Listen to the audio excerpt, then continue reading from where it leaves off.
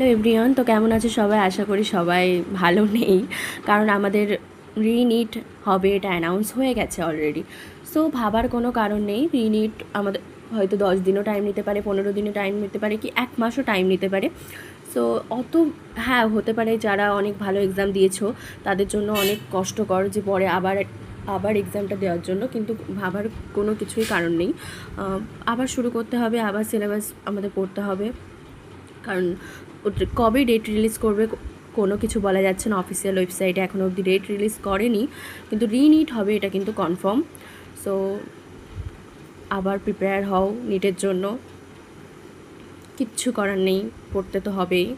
তো এখন শুধু রিভিশন দাও আর মাইন্ডটা কুল রাখো, ঠান্ডা রাখো আর চিল থাকো, তাহলে অবশ্যই তোমরা যাদের যাদের এক্সাম খারাপ হয়েছিল তারা অবশ্যই সিকিওর মার্কস নিয়ে আসতে পারবে। আর যারা অনেকে আছে যারা অনেক ভালো এক্সাম দিয়েছিল তাদের জন্য সত্যিই খুব খারাপ বিষয় এটা, কিন্তু এখন আর কিছু করার নেই, যেহেতু এটা অ্যানাউন্স হয়ে গেছে। অনেকের জন্য এটা ফেয়ার ডিসিশন, কারণ এটা এটা যেহেতু লিক হয়ে গেছিলো পেপারটা, তার কারণে এটা একদিক থেকে ফেয়ার ডিসিশন রিনিট হওয়াটা। সো আমাদের আর কিছুই হাতে নেই, এখন আমাদেরকে আবার শুরু করতে হবে, আবার পড়তে হবে। সো টেনশন না নিয়ে ফুল মাইন্ড নিয়ে আবার শুরু করতে হবে। Thank you everyone for watching this video and subscribe.